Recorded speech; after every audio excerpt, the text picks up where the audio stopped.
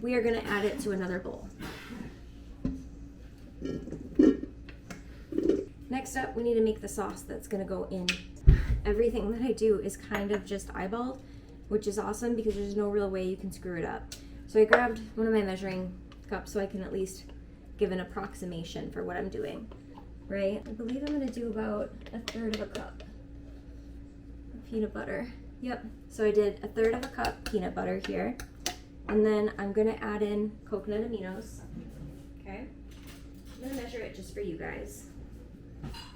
Got a tablespoon, a little bit of just some rice vinegar.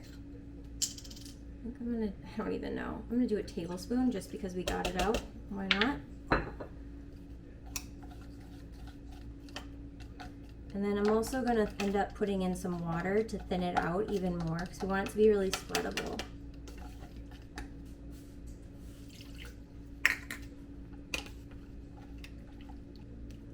Got a fresh thing of garlic here. You can always use fresh garlic cloves or fresh or minced. You know, you have the option to do whatever you want to do. I'm just going to use this because it's easy and quick, and that's what this is all about. I just did 5-6 taps on the bottom. I also have cumin, so that was garlic, and then I have cumin.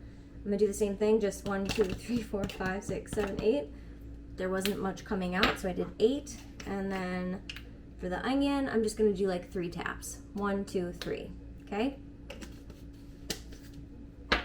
And then we're gonna stir it up. Again, it's already getting thick, so I'm gonna add another 1/4 cup water. The thing about these sauces is they do thicken up as they sit. And if you,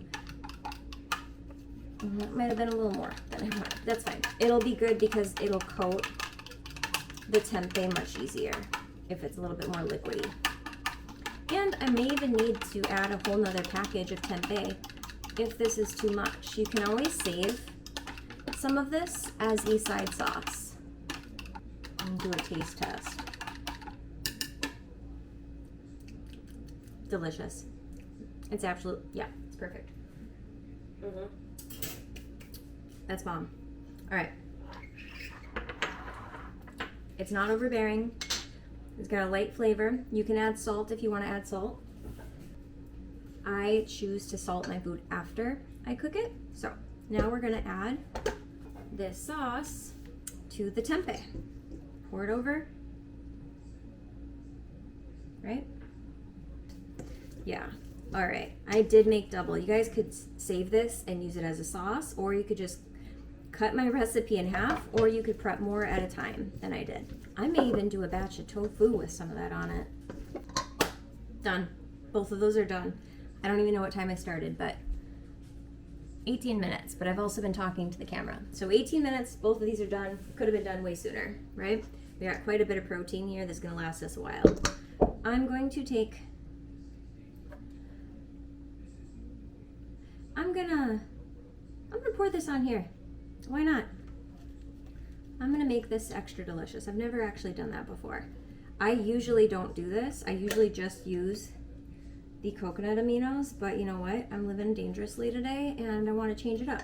I'm excited. This is going to be absolutely insanely delicious. Now, 2 things. You can just cook them right away. You can let them sit a little bit longer.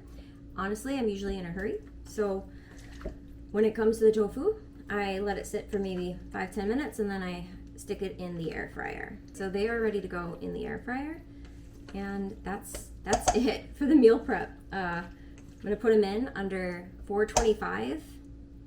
Air fry for 10 minutes, stir, and then put them in, if I'm doing the tofu, another 5 minutes. This only needs 1 batch. So I'll put in all the details below in the description so you can see exactly what I do and you can gauge it yourself. I hope you enjoy this and give it a try. Let me know what you think. Thanks so much for tuning in. My name's Theresa. I do all things food, fitness, and fashion and plant-based meal prep. All right, I'll see you in the next video. Don't forget to subscribe. Share with a friend. I think they might like this as well. You don't have to be completely vegan, plant-based to eat this once in a while if you want to. It's good to have varieties of food in your life. Thanks for watching.